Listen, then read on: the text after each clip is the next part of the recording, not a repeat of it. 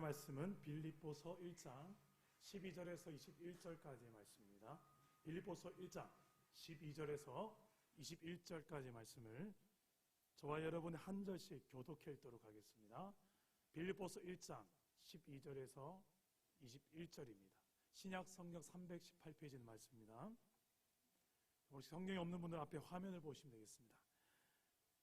제가 12절부터 먼저 읽겠습니다. 형제들아, 내가 당한 일이 도리어 복음 전파의 진전이 된 줄을 너희가 알기를 원하노라.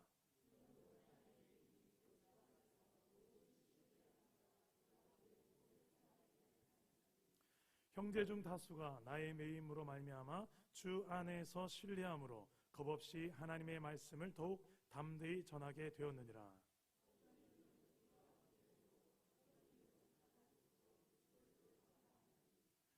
이들은 내가 복음을 변증하기 위하여 세우심을 받은 줄 알고 사랑으로 하나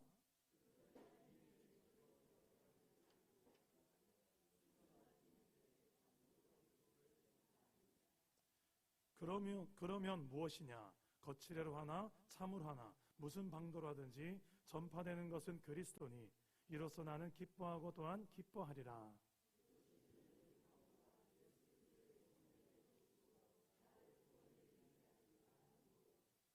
나의 간절한 기대와 소망을 따라 아무 일에든지 부끄러워하지 아니하고 지금도 전과 같이 온전히 담대하여 살든지 죽든지 내 몸에서 그리스도가 존귀하게 되게 하려 하나니.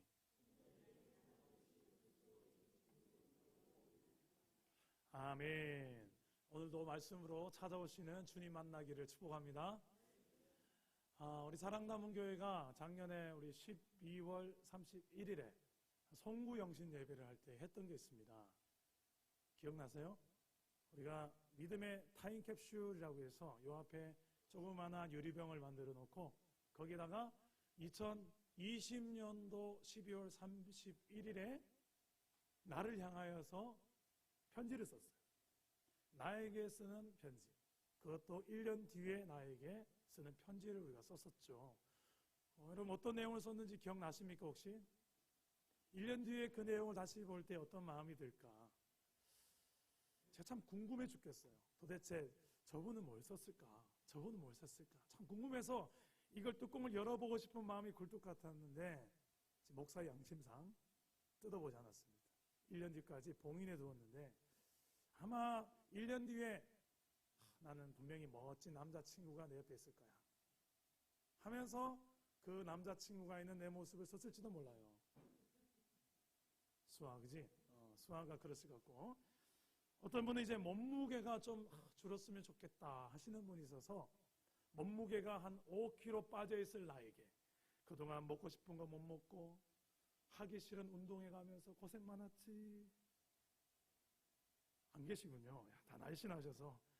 어떤 분은 또 취업을 생각하면서 직장 이동을 생각하면서 더 멋진 직장에 옮겨져 있을 나에게 어떤 분은 우리 분립개척 사랑담은 교회에 왔는데 이곳에서 더 멋지게 섬기고 있을 내 모습을 쓰신 분도 있을 거예요.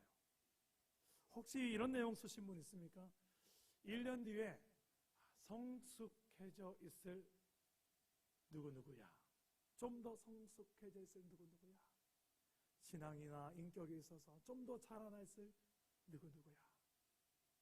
이렇게 썼다면 어떻게 살아야지 이런 게 가능할까?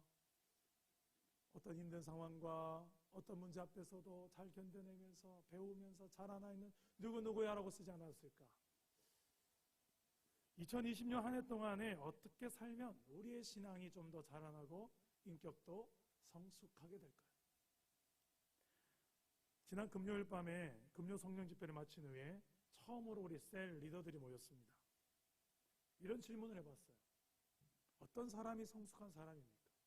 또 어떤 사람이 좀 미성숙한 사람입니까? 여러분들이 좀 살아보니까 좀 솔직하게 한번 이야기해봐 주십시오. 다양한 이야기가 나왔습니다. 참 많은 이야기가 나왔는데 그 내용들의 주제를 딱 두 가지로 좀 일축해 본다면 하나는 고난에 대해서 힘든 상황들에 대해서 이 사람이 어떻게 반응하느냐 또 하나는 다른 것에 대해서 나랑 좀 다른 입장을 만났을 때 저 사람이 어떤 태도를 취하느냐, 이 두 가지에서 일축이 되더라고요. 한마디로 미성숙한 사람은 고난은 싫다는 거예요. 영광은 좋은데 손해보기 싫고 헌신하기 싫다는 거예요. 그냥 대접받는 게 좋고 나만 알아줬으면 좋겠고, 아직 미성숙한 사람의 전형적인 특징이죠. 또 다른 게 싫어요. 내가 항상 옳아요. 지금까지 살아왔던 나의 소신만 옳은 거죠. 나만 옳다. 이해력과 포용력이 없는 모습. 교회나 직장, 가정.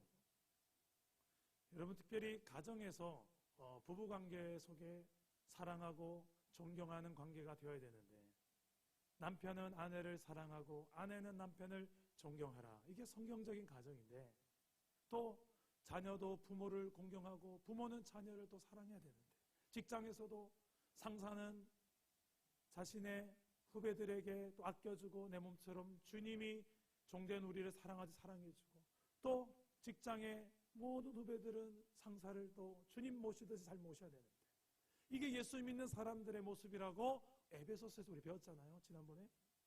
근데 누가 먼저 해야 되냐고. 누가 먼저 해야 됩니까? 남편이 먼저 날 좀 사랑해주면 내가 남편을 당연히 존경하죠. 무슨 소리 합니까? 아내가 나에게 좀 존경을 하면 난 당연히 더 사랑할 것 같아요. 아니, 존경은 그냥 존중이라도 받았으면 좋겠어요. 네가 먼저 하면 내가 할게. 엄마가 먼저 해봐요. 내가 할게요.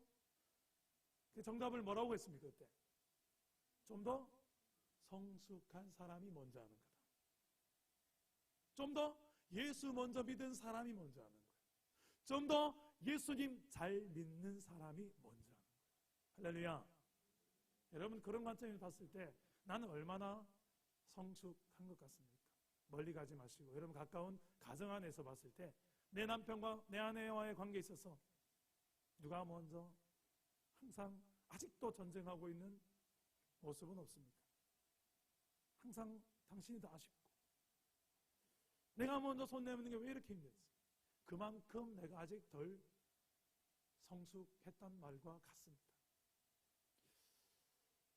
좀 어떻게 하면 우리가 좀 성숙해질까? 아직 성숙으로 갈 길이 너무 먼 것만 같은데, 구체적으로 어떤 내 모습이 조금 더 성숙해지면 좋을까? 특별히 복음을 안고, 복음을 알고, 또 복음을 안고 세상 가운데 나아가서 복음을 전해야 되는, 예수님을 전해야 되는 우리가, 세상 사람들이 우리를 바라볼 때에 이런 눈으로 보잖아요.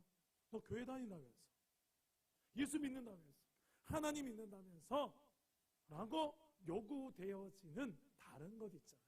그 다른 것이 뭘까? 한마디로 말하면 성숙. 좀 너희는 좀 달라야 되지 않느냐?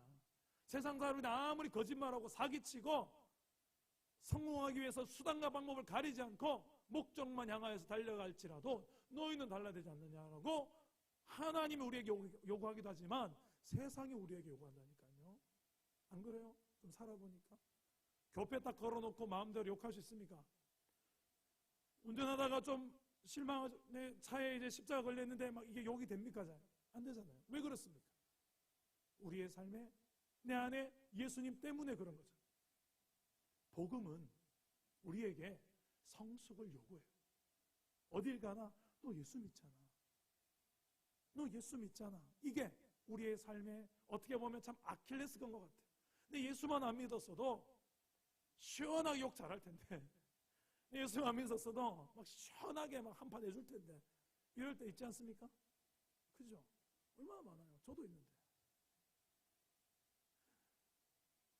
여러분, 우리가 좀 성숙했으면 좋겠는데 2020년도만큼만은 좀 우리 부부관계에서, 우리 가정에서, 일터에서, 교회 안에서 좀 성숙할 수 있기를 주님의 이름으로 축복합니다. 근데 이 성숙의 길을 그냥 가만히 있으면 성숙해지냐고요? 절대, never. 아닙니다.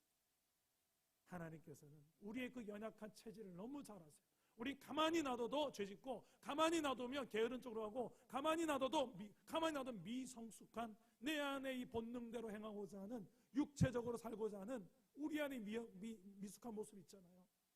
그래서 하나님께서 우리에게 성숙의 길로 인도하시는데요. 그 첫 번째가 뭐냐면 고난이에요. 고난.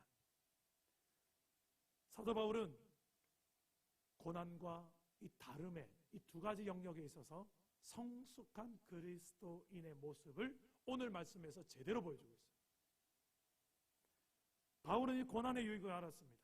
우리 12절에서 14절까지의 말씀을 우리 다 같이 한번 읽어보겠습니다. 12절에서 14절입니다.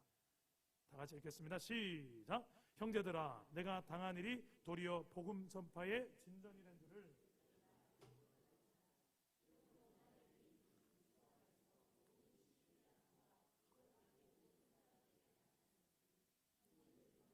나의 매임으로 말미암아 주 안에서 신뢰함으로 겁없이 하나님의 말씀을 더욱 담대히 전하게 되었느니라. 아멘. 자, 사도 바울은 복음을 위해서 어떤 고난을 당했을까요? 주일학교, 명문주일학교 나오신 분들은 바울이 어떤 고난들을 당했는지 잘 아실 거예요. 우리 꽃미주일학교 아이들도 알 것 같고. 매를 많이 맞았어요. 성경에 보니까 40에 하나 감한 매를, 이거는 거의 죽기 일보 직전까지 때리는 거예요. 그 엄청난 매를 맞았고 5번이나 맞았어요. 그것도 감옥에 수없이 갇히고 돌에 거의 맞아 죽을 뻔한 적도 있고, 풍랑을 맞아 죽을 뻔하고, 배가 뒤집히기도 하고, 동족에게 죽을 뻔도 하고, 이방인에게 멸시받아 죽을 뻔도 하고, 독사에 물려서 죽을 뻔도 하고, 로마에 가서 이제 목이 잘려서 결국은 순교하기까지 고난을 달고 살았던 사람, 바로 사도 바울이에요. 근데 오늘 말씀에서도 사도 바울은 이제 감옥 안에서 이 글을 쓰고 있어요. 이 빌립보서 서신은 빌립보 교회를 향하여서 사도 바울이 감옥에서 그 처절한 가운데 쓰고 있는데, 주제가 뭐냐? 나는 기쁘다. I'm happy. 너희들도 나처럼 기뻤으면 좋겠다. 여러분, 이게 이해가 되세요? 도대체 사도 바울은 우리와 종족이 다른 분인가? 어떻게 같은 예수를 믿는데 이렇게 고난 속에 기뻐할 수 있지? 그리고 너희도 나처럼 기뻐했으면 좋겠다. 도대체 감옥 안에 매맞으면서 뭐가 기뻐할 일이 있겠습니까? 사도 바울은 지금 자신의 고난이 단순히 고통만이 아니라 복음 전파에서 진전이 된다고 보았기 때문입니다. 그리고 나아가서 많은 복음의 동력자들이 바울의 고난으로 말미암아서 주 안에서 신뢰함으로, 믿음으로, 겁없이 더욱 담대히 복음을 전하게 되는 유익을 보았기 때문입니다. 저는 대신방 중에 한 여자 집사님의 간증을 들었는데 제 가슴이 뭉클 도전을 받는 시간이었습니다. 정말 이분은 고난이 많은 분이세요. 여전히 아직 남겨져 있어요. 그 고난이 다 해결된 게 아니에요. 그런데 그 가정 안에 복음이 들어왔고, 그 한 분이 그 복음으로 버텨냈고, 그 복음으로 버텨내는 고난 가운데서 서서히 이제 가정이 복음화 되어 가고 있는 중이지만 아직은 끝이 아니에요. 그런 상황에 있는 집사님, 그 집사님 입술에서 이 말을 툭 던지는 거예요. 목사님, 저는 하나님을 신뢰해요.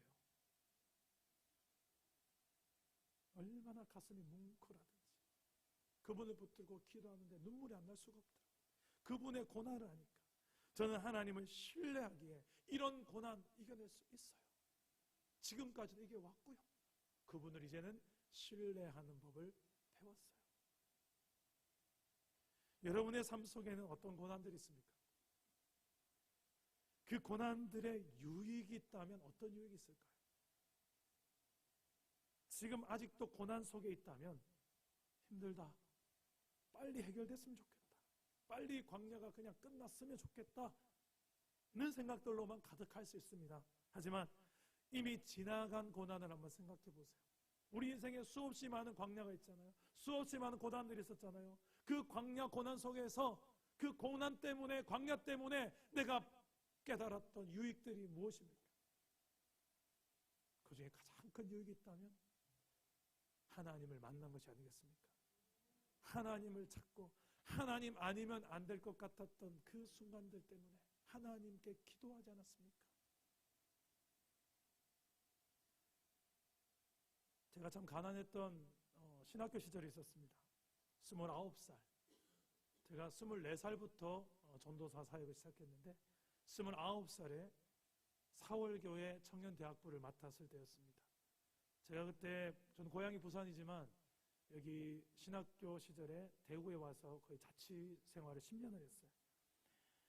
영대 앞에 원룸에서 살았는데 남동생이 영남대학교를 다니던 중이라서 남동생과 함께 가장 작은 원룸에 살았습니다.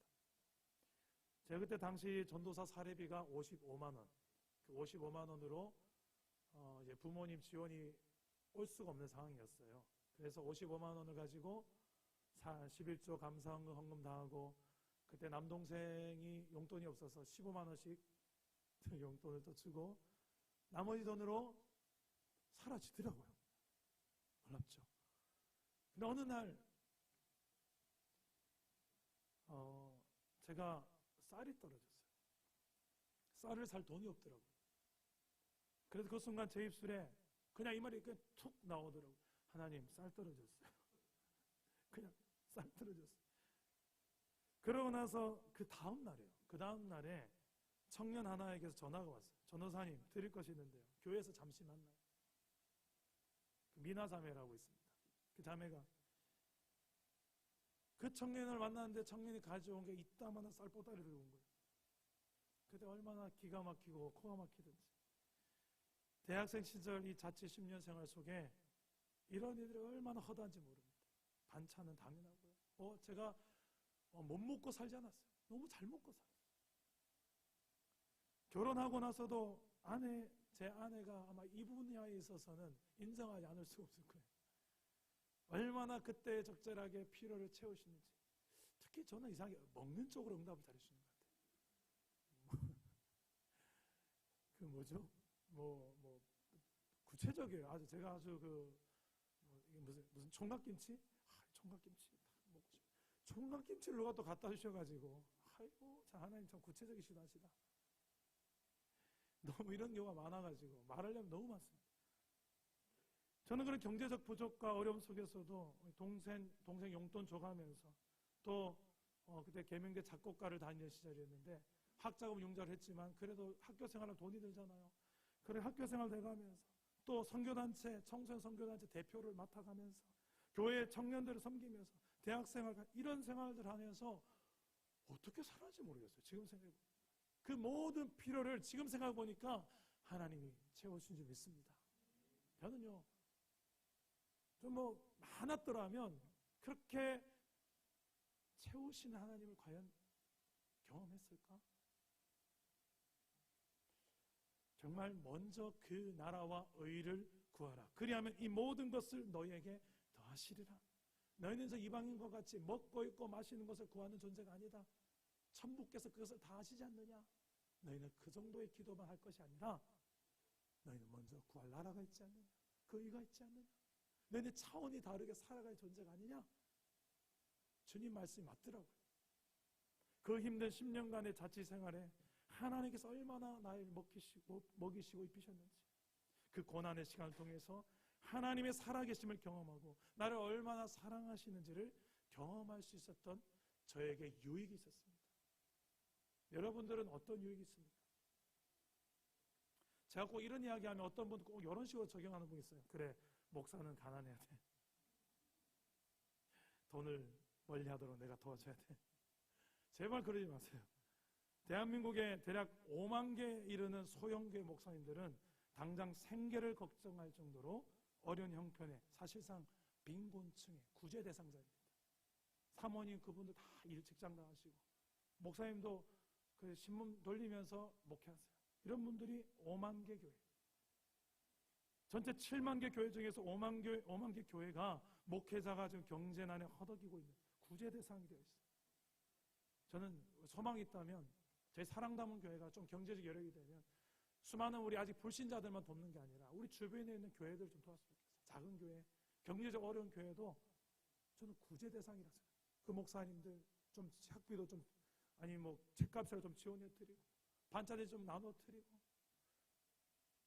왜 그렇게 교회끼리 경쟁을 하는지. 하나님 기뻐하는 모습 아니잖아요. 저는 우리 사랑 담은 교회가 이런 아름다운 유익이 있었으면 좋겠습니다. 사도 바울은 어떻게 자신의 고난이 단순한 고통만이 아니라 복음 전도의 진전이 되었다고 말했습니까?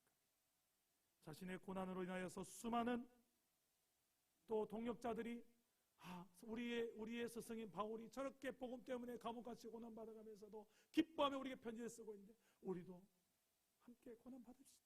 우리도 고난이 있더라도 복음 전합시다. 해봅시다. 이런 일들이 막 일어나는 거예요. 사도 바울은 그것을 보았기 때문에 복음 전파에 오히려 진전이 된다. 주변에 나와 함께 복음 전하는 수많은 사람들이 두려움 없이 겁 없이 복음을 증거하더라. 이 유익을 보았다는 거예요. 십자가 고난 없이는 부활의 영광이 없습니다. 예수님도 십자가의 고난을 당하실 때 십자가만 본 게 아니라 그 너머에 있는 부활의 기쁨, 그 너머에 있는 구원의 기쁨, 그 너머에 있는 저 영원한 나라에서 주를 믿는 주의 백성들과 함께 영생을 누리는 그것을 보았기 때문에 십자가를 감당할 수 있었습니다. 여러분, 믿음의 주요 온전케 하시는 예수를 바라보자. 그는 그 앞에 있는 기쁨을 위하여 십자가를 참으사 부끄러움을 개의치 아니하시더니 하나님 보좌 우편에 앉으셨느니라. 고난 없는 성숙은 없습니다. 물론 고난 자체가 성장과 성숙을 가져다 두진 않습니다. 무작정 고난만 당한다고 해서 복음 전파의 모든 게 진전을 가져오는 것도 아니에요. 말씀대로 성령을 따라서 순종하며 행할 때에 주의 뜻대로 주의 뜻 가운데 있는 고난일 때 내가 그 가운데 온전한 믿음의 거룩한 반응을 할 때 우리의 신앙의 성장과 성숙이 있는 것이지요. 복음의 진전이 있는 것이지요. 여전히 내가 벌떡벌떡 살아서 오히려 난 고난을 나 이 정도 고난 당했어. 그 고난을 자랑하라고 고난 준 게 아니고요. 고난을 통해서 무엇을 얻었냐고요. 사도 바울처럼 내게 주어진 십자가의 고난 앞에 이것이 단순한 고통만이 아니라 이 고난을 통해서 우리는 더욱 기도하게 되고 더 고난 때문에 주님을 만나게 되며 고난 때문에 주님을 가까이 하게 되며 주님을 신뢰하는 법을 배우고 나아가서 이 고난 때문에 이 고난을 당해가면서까지 끝까지 붙드는 주 예수를 보며 내 주변의 수많은 가정과 이웃들이 저 사람 도대체 뭐길래 저렇게 고통 가운데서도 기쁘지 행복하지. 그때 우리가 할 말이 있잖아요. 내 속에 예수님 때문에 내 속에 내 안에 나를 위해서 기꺼이 십자가의 고통을 고난을 당해주신 예수님 때문에 나는 이거 이상도 할 수 있어. 그렇게 고난의 유익을 볼 줄 알고 고난을 통하여서 오히려 더 성장하고 성숙해낼 줄 아는 저와 여러분 되시기를 주 예수의 이름으로 축복합니다. 둘째로 사도 바울은 다름의 유익을 알았어요. 다르다는 것이 유익이다. 우리 15절 17절 말씀인데요. 우리 다 같이 한번 읽어보겠습니다. 시작. 어떤 이들은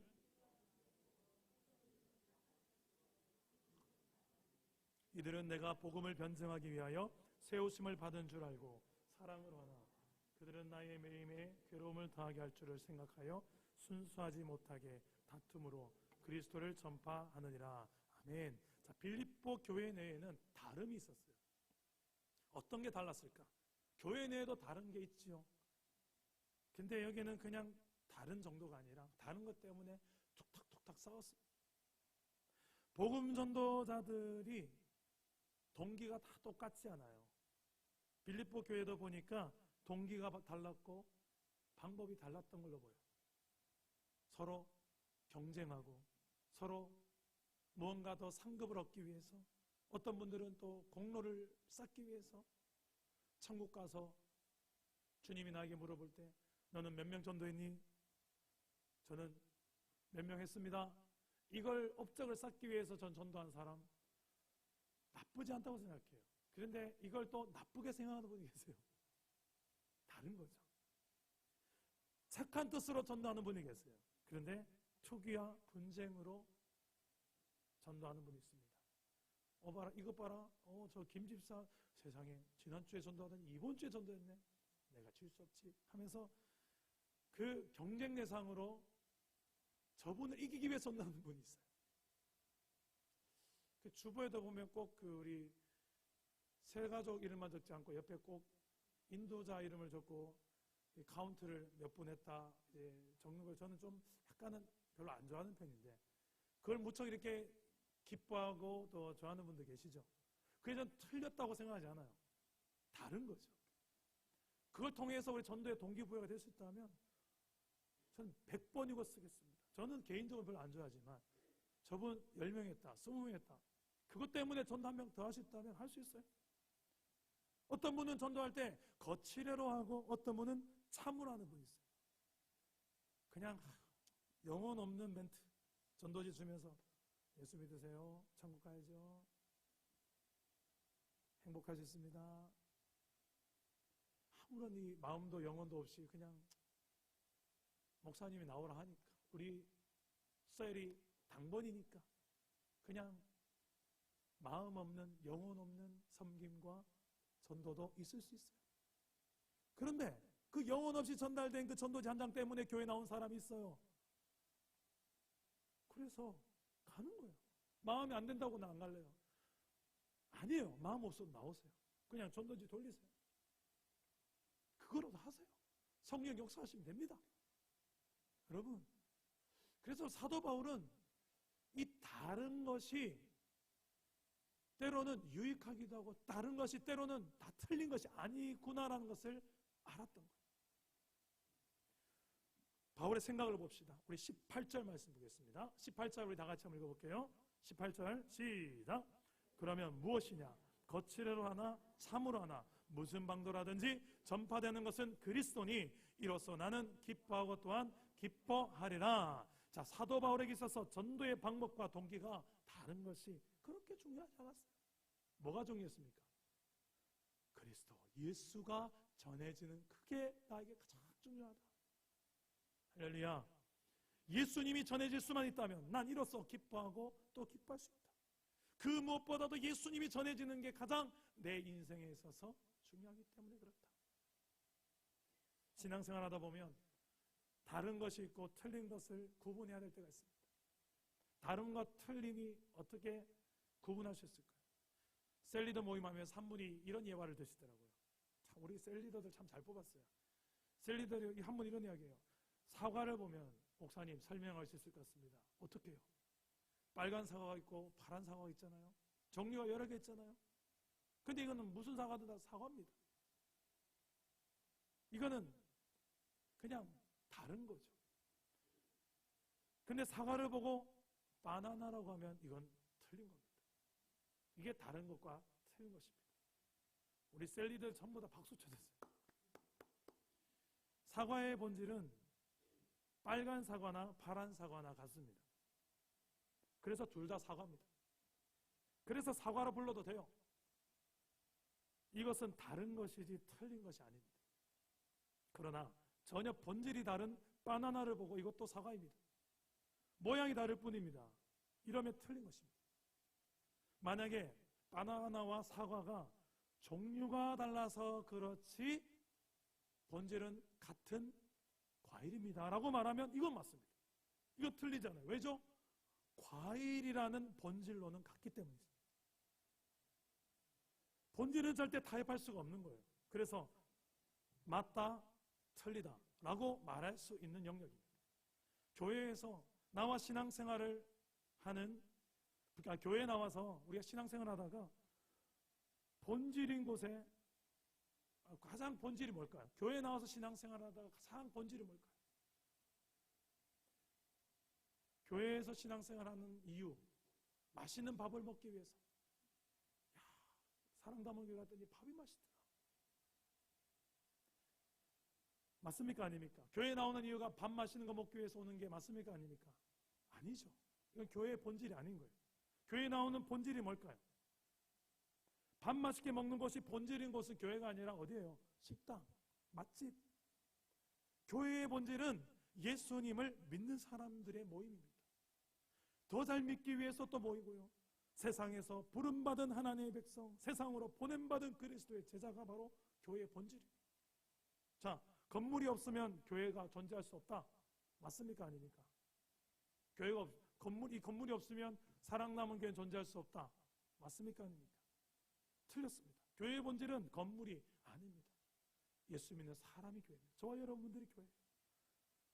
저희 집에 모이면 되는 거예요. 그냥 널찍한 카페에서 모여도 되는 거예요. 교회는 이런 건물이 아니기 때문에 좀 더 집중해서 예배할 수 있게 용이한 유용한 곳이 이런 건물이 있기에 더 좋은 것뿐이죠. 자, 저기 악기가 없으면 교회는 존재할 수 없다. 신디가 없다. 드럼이 없다. 맞습니까? 틀렸습니까? 신디가 없으면 찬양할 수 없다. 악기가 없어도 하나님 얼마든지 찬양할 수 있어요. 있으면 좀 더 듣기 좋은 즐거운 음악으로 하나님을 찬양하는 거고요. 없어도 찬양 가능해요. 하나님을 인정하고 하나님을 칭찬하고 하나님을 높이는 것이 찬양이기 때문에 악기도 그렇게 보면 이게 교회의 본질이 아니고 예배의 본질도 아니에요. 있어도 되고 없어도 되는 거예요. 있으면 좀 더 좋은 것일 뿐이에요. 이것 때문에 싸울 필요가 없는 거예요. 자, 돈이 없으면 교회가 존재할 수 있습니까? 없습니까? 이건 좀 어렵다. 돈이 없으면 교회는 존재할 수 있다 없다? 좀 더 쉽게 얘기하면 돈이 교회의 본질이다. 맞습니까? 아닙니까? 아니죠. 가장 힘센 놈이 요 돈이에요. 교회 재정이 만약에 제로라고 칩시다. 제로인데 교회가 존재할 수 있을까요? 없을까요?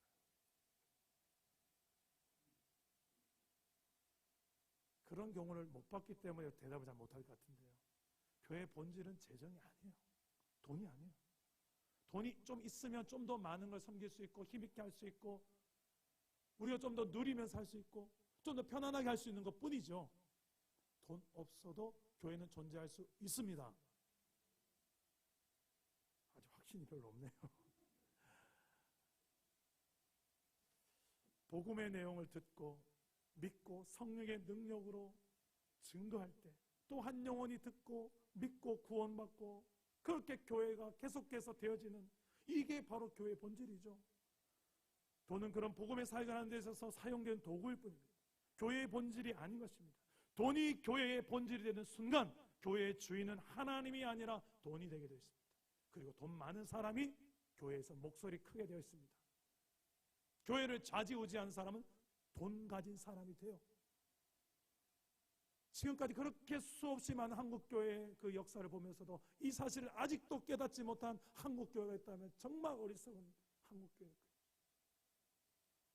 아멘하기 힘드시겠지만 어쩌겠습니까? 사실입니다. 본질과 비본질을 잘 구분하지 못해서 교회 내 많은 다름의 영역들 때문에 마음이 상하고 갈라진 경우가 많아요. 이것은 목에 칼이 들어와도 지켜내야 할 본질의 영역이 있고 이것은 이래도 되고 저래도 되는 영역이 있는데 실제로 교회 카페트 색깔 때문에 교회가 갈라지기도 합니다. 흰색이 돼야 된다. 우리는 주님의 깨끗한 순결한 백성이기 때문에 흰색으로 카페트 해야 됩니다. 아닙니다. 예수님의 보혈의 색깔 빨간색이 좋습니다. 이래서 교회가 갈라진다고 하죠. 성가대 식사로 김밥이냐 국수냐 이 의견이 달라서 실화를 어제 들었어요. 그렇다고 하더라고요. 여러분 성가대 가는데 밥을 김밥 먹어야 됩니까? 국수를 먹어야 됩니까? 그게 본질이에요? 성가대의 본질이에요? 아니죠. 성가대 왜 모이는 거예요? 주님 찬양하려고. 김밥 먹을 수도 있고 국수 먹을 수도 있고 재정이 되면 김밥 먹고 안 되면 국수 먹고 그것도 안 되면 굶어. 나가서 사 먹어야지. 이게 본질이 아니기 때문에 이래도 되고 저래도 되는 영역인데 거기에 목에 핏대 팍 세워가지고 그게 우리 한국교회 현 주소일 때가 많아요. 본질 영역이 아닌데 그렇게 목에 칼이 들어 난 절대 양복 못해. 그 사람 때문에 교회가 갈라지고 교회가 싸우고 그게 이 교회 현 주소가 아니에요. 저는 우리 사랑담은 교회 비전에 선교적 교회가 있는데요. 선교적 교회가 되기 위해서 반드시 해야 될 게 이거예요. 똥오줌을 구분할 줄 알아야 돼요. 본질이냐 비본질이냐 이거 구분 못하면 선교적 교회에 꿈 깨야 돼요. 선교적 교회는 우리가 사는 세상 속에서 우리가 교회로 사는 거예요. 여러분 직장과 가정에서 그 현장에서 이 본질과 비본질을 구분 못하면요 계속해서 여러분들이 헷갈려요. 어거스틴이 남긴 명언이 있습니다. 따라서 해봅시다. 본질에는 일치를, 비본질에는 자유를, 모든 것에 사랑을. 저는 너무 명언이라 생각해요. 본질은 우리가 헷갈릴 때 있으면 이걸 보시면 돼요. 성경 안에 하나님께서 제시한 인생의 본질이 다 들어있습니다. 이 안에서 우리는 통일돼야 돼요. 뭔가 좀 다툼이 있으면 이게 본질인가 아닌가를 고민해 보시고, 이게 본질이냐 아니 또 헷갈리면 또 이걸 보시면 돼요. 여러분, 전도지는 어떤 전도지가 제일 좋습니까? 1번 사형리 전도지, 2번 브릿지 전도지, 3번 전폭 전도지, 4번 사랑 남은 전도지. 몇 번입니까? 4번. 감사합니다. 자, 1, 2, 3, 4번 중에 전도지는 뭐든 괜찮아요. 여러분들이 사용하기 용이하고 또 좀 더 이 시대에 내가 볼 때는 이 전도지가 좀 요즘 시대에 딱 맞는, 이 지역엔 또 적절한 것 같아. 그러면 그 전도지 들고 나가면 돼요. 일사야, 그 전도지 이게 낫다. 그래서 그것 때문에 또 교회 그럴 필요 없다는 거예요. 어떤 전도지 상관, 이거는 본질이 아니에요. 본질은 뭐예요? 전도지 안에 있는 내용, 이 복음이 본질이죠. 그죠? 가정에서도 부부가 싸울 때 본질적인 문제로 싸우는 경우 잘 없어요. 화장실 변기 뚜껑 꼭 닫아야만 하나? 수건을 한 번 사용하고 빨아야 하나? 말려가면서 몇 번 더 사용해야 되나? 치약은 꼭 끝에서만 짜야 되나? 설거지와 요리, 집안 청소, 육아 꼭 아내가 해야 되나? 근데 이런 것들은 절대 본질적인 것이 아니에요. 이래도 되고 저래도 되는 영역. 그래서 여러분들이 삶 속에서 본질과 비본질을 구분할 수 있을 때 놀라운 자유함을 누리게 될 줄 믿습니다. 저는 아내와 180도 정도 달라요. 달라도 이렇게 다를 수가 없어요. 근데 이 다른 게 너무 좋아요. 오히려 저에겐 매력이에요. 믿어주세요. 저는 사람 중심이고 아내는 일 중심입니다. 아내는 일을 저보다 100배, 1000배 잘해요. 저는 아내를 못 따라가요. 일하는 데 있어서 철두철미. 아내의 기준에 봤을 때 저는 너무 헐렁해. 근데 저는 사람 중심이에요. 관계가 안 되면 일이 안 돼요. 그래서 저는 밥을 먹어야 돼요. 커피를 마셔야 돼요. 친해져야 돼요. 알아야 돼요. 집에 신방 가야 돼요. 그래야 저는 목회가 되는 사람이에요. 근데 아내는 일이 안 되면 잠이 안 와요. 잠을 안 자가면서 실제 일을 해요. 이 잠이 오나? 내보고. 잠이 오나? 아직 안 끝났는데 잠이 오냐고. 참아, 난 자고 내려할래. 저에게 있어서 그렇게 일이 그리 중요하지 않거든요. 저에게서 사람이 중요해요. 그렇다고 해서 일을 안 한다는 거 아니에요. 오해하지 마세요. 저는 꿈을 꾸고 창의적입니다. 아내는 아주 현실적이고 그 꿈을 현실에 이루는 게 중요해요. 사실적이에요. 저는 아주 감성적이고 아내는 아주 이성적이에요.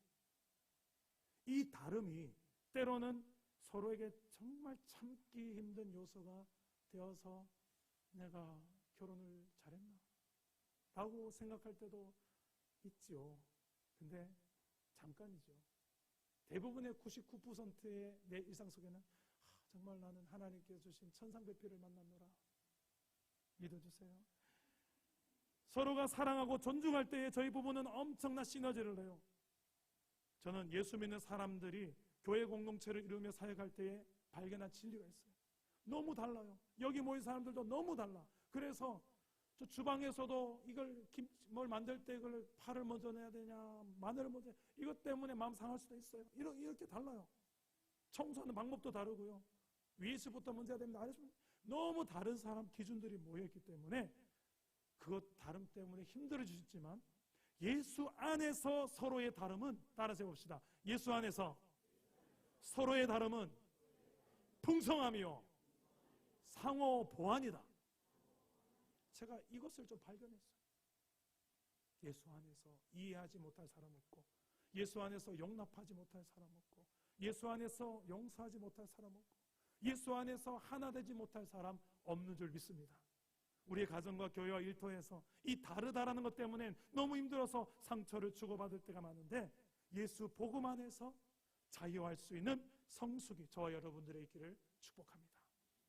본질과 비본질을 잘 구분해서 목에 칼이 들어와도 지켜내야 할 본질적인 것인지, 아니면 이래도 되고 저래도 되는 영역의 비본질적인 것인지 분별할 줄 아는 성숙이 저와 여러분들의 있기를 축복합니다.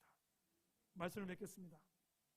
고난의 유익을 알고 다름의 영역에서 자유할 수 있었던 사도 바울의 핵심 비결이 뭘까?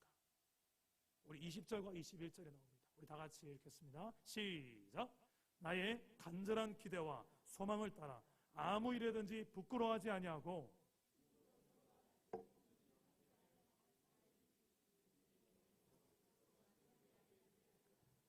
이는 내게 사는 것이 그리스도니 죽는 것도 유익함이라. 아멘. 사도 바울이 이 고난의 유익을 알고 다름의 영역에서 자유할 수 있었던 이유, 단 한 가지로 이야기한다면 예수 그리스도 때문이라고 합니다.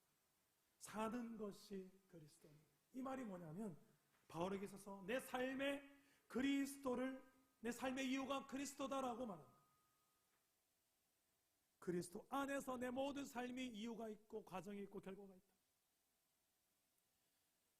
그분이 내게 행하신 그 십자가 그리고 부활, 나를 사랑하시는 그 하나님의 사랑, 예수 그리스도를 통해서 하나님의 사랑이 확증되었는데 그 사랑이 얼마나 명확하고 그 사랑이 얼마나 강력한지를 내가 알기 때문에 그분의 사랑 안에서 예수님 때문에 내가 이 모든 고난도 넉넉히 이겨낼 수 있다.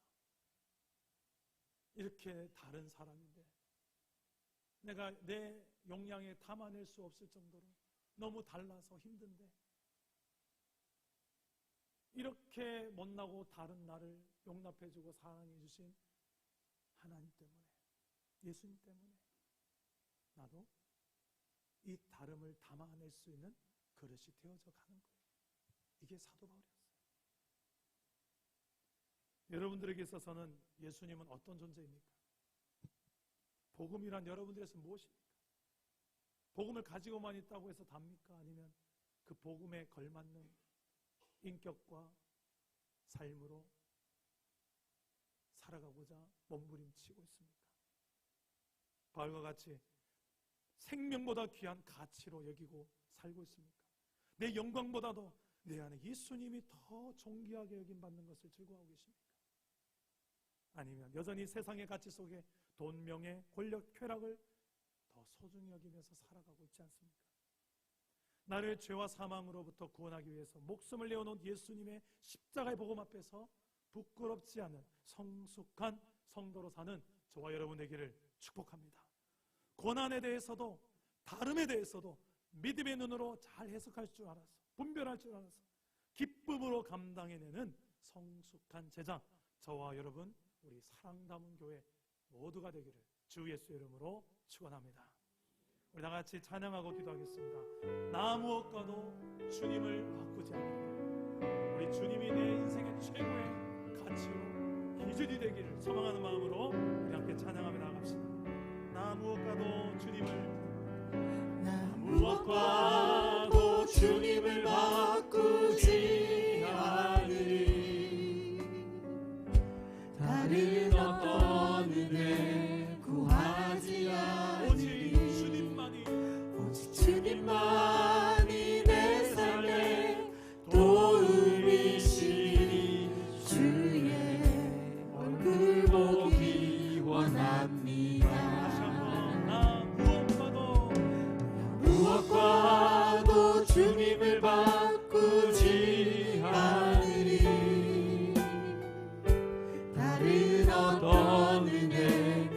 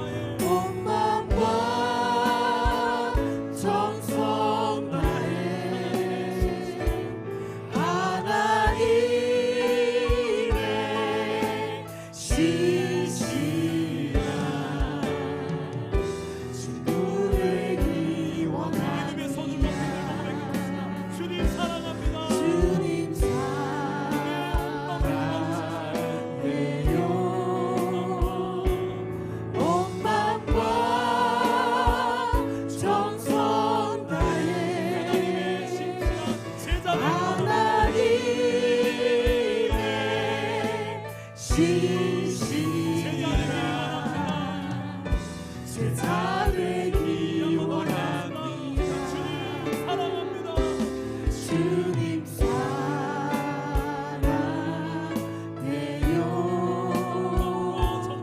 온 마음과 정성 다해 하나님의 신실한 제자 되기 원합니다. 기도합시다. 오늘 말씀을 붙들고 기도합시다. 전 대신방을 해보니까 우리 사랑 담은 교회 모든 성도들, 이곳에 모인 모든 성도들, 고난 없는 성도가 한 명도 없어요. 기도 제목 없는 성도가 한 가정도 없어요. 모두가 다 문제 속에, 남겨진 숙제 속에 기도 제목, 기도하면서 걸어가야 될 인생이더라고요. 하나님, 이 고난이 단순한 고통으로만 끝나지 않고 이 고난 때문에 내가 더 하나님을 바라보고, 이 고난 때문에 내가 하나님을 더 가까이 하고, 이 고난 때문에 하나님을 만나고 주님을 더 닮아가고 하시고, 오히려 이 고난을 넘어, 십자가의 고난을 넘어 그 뒤에 있을 부활의 기쁨과 영광을 바라보게 하여 주옵소서. 누군가가 우리 가정 안에 이 고난에는 십자가를 져야만이 우리 가정의 화평이 오고, 누군가가 우리 가정에 이 복음 때문에 고난을 당해야 내 가정 안에 구원이 임하기 때문에 당해야 되는 고난이 있다면 주여, 내가 감당하겠습니다. 내가 참아내겠습니다. 예수님이 나 때문에 참아내셨던 것처럼 나도 이제 참아내겠습니다. 참아낼 수 있는 힘을 주십시오. 하나님을 신뢰하는 법을 배우게 하여 주십시오. 우리 가정 안에 이 다름의 영역 때문에 마음앓이 하고 있습니다. 달라도 너무 달라서 힘겨워 허덕대고 있는 사람, 아버지요, 이 다름 또한 담아낼 수 있는 그릇이 되게 하여 주옵소서.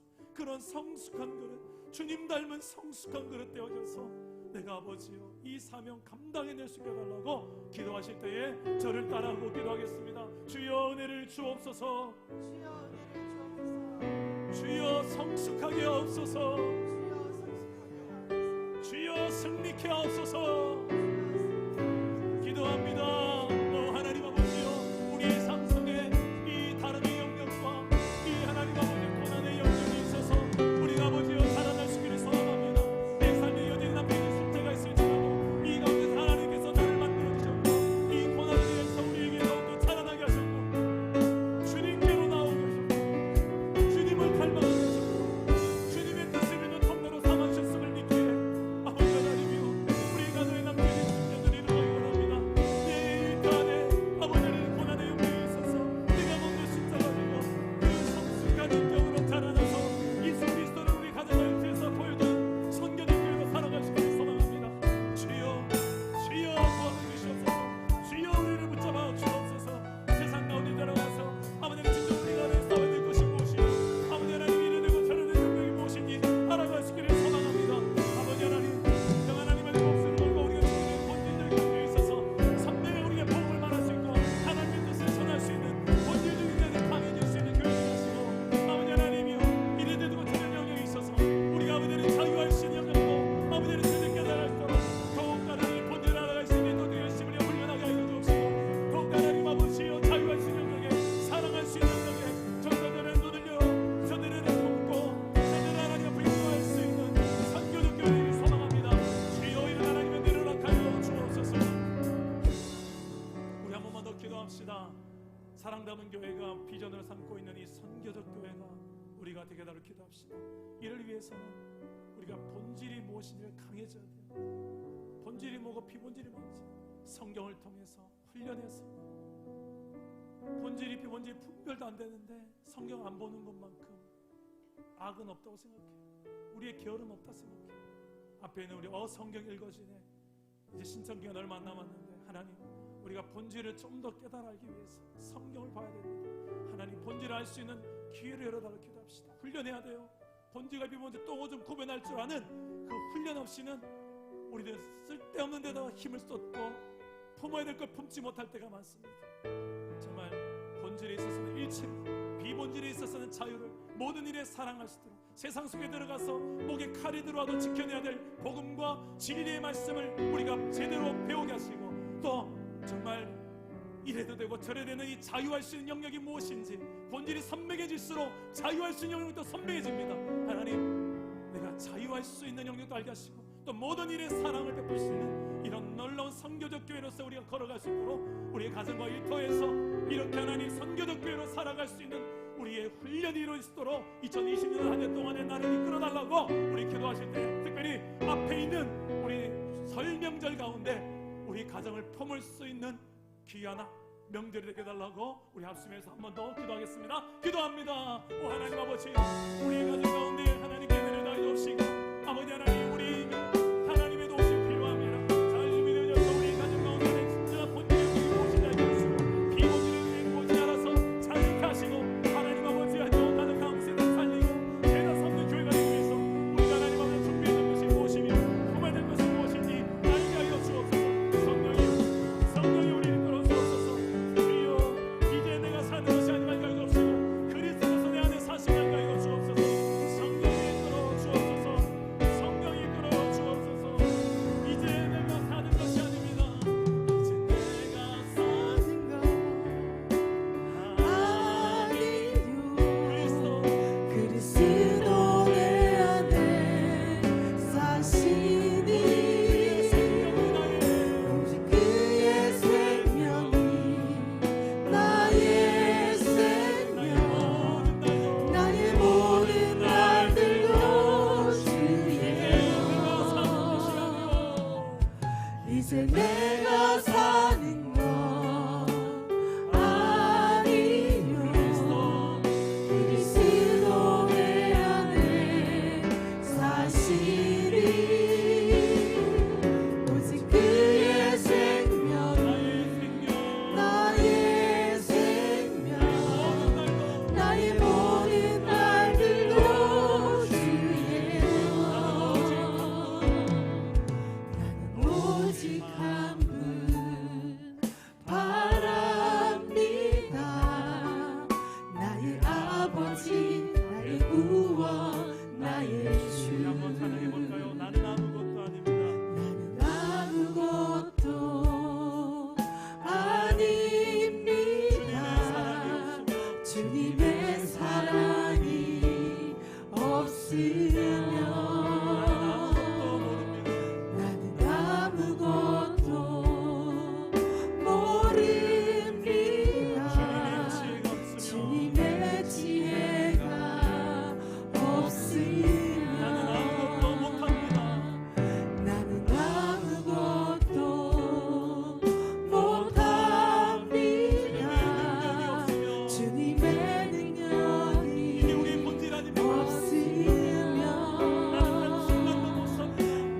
한순간도 못 삽니다. 주님의 생명이 없으면 이제 내가 사는 게 아닙니다. 이제 내가 사는 것 아니요. 그리스도 내 안에 사시니 오직 그의 생명이 나의 생명, 나의 모든 날들도 주예요. 이제 내가 사는 것 아니요. 그리스도 내 안에 사시니 오직 그의 생명이 나의 생명, 나의 모든 날들도 주예요. 나는 오직 한 분 바랍니다. 나의 아버지, 나의 구원, 나의 주. 기도합니다. 살아계신 하나님, 우리가 오직 주님 한 분만을 바랄 수밖에 없는 이유는 내 힘으로 감당하기 힘든 이 고난, 내 힘으로는 품어내기 힘든 이 다름이 내 삶에 너무나도 많기 때문입니다. 그래서 오늘도 나를 구원하신 주 예수를 바라봅니다. 나를 오래도록 참으셨고 인내하신 기다리셨던 예수 그리스도를 바라봅니다. 십자가에서 나를 위해 대신 죽어주실 수 있었던 그 하나님의 사랑 내게도 필요합니다. 그래야 이 다름을 품어낼 수 있고 그래야 저 영혼을 사랑할 수 있기 때문입니다. 주님, 언제나 내가 아니요 내 안에 사시는 이 예수 그리스도로 말미암아 살아갈 수 있는 우리 모두가 되게 하여 주시옵소서. 본질과 비본질이 무엇인지 잘 분별하여서 본질에는 일치, 비본질에는 자유를, 모든 일에 사랑으로 행할 수 있는 우리 사랑 담은 교회가 되게 하여 주시옵소서. 수많은 고난 가운데 있는 가정이 있습니다. 하나님 위로하여 주시고 감당해낼 힘을 주시고 이번 명절 가운데서도 버텨내게 하시고 품어내게 하시고 그리스도의 십자가의 사랑으로 나를 통해 우리 가정 안에 섬김으로 흘러가게 하시고 사랑의 언어로 흘러갈 수 이 영혼들을 품어낼 수 있는 복된 명절이 되게 하여 주옵소서. 그리하여서 수많은 우리의 가정과 이웃들이 나를 통해서 예수 그리스도의 향기를 맡게 하시고 예수 그리스도의 2020년도를 사는 작은 예수를 보여주는 우리의 인생이 되게 하여 주시옵소서. 그렇게 역사하실 주님을 믿사옵고 살아계신 예수님 이름으로 기도드립니다. 아멘. 우리 옆 사람과 한번 이렇게 인사합시다. 성숙한 인생으로 살아갑시다. 이제 하나님 앞에 예물을 드리는 시간입니다. 제가 한번 짧게 기도할게요. 하나님, 우리 하나님 앞에 마음을 담아 예물을 준비해 왔습니다. 하나님께서 이 예물을 받게 합당하심을 고백합니다. 주인 되심을 고백하며 또 감사하는 마음을 담아 드려오니 이 예물 받으시고 드려진 손길마다 하나님 복되게 하사 저들의 삶 속에 하나님의 더 크신 은혜와 영광이 드러나게 하여 주시옵소서. 믿사옵고 예수 이름으로 기도드립니다. 아멘.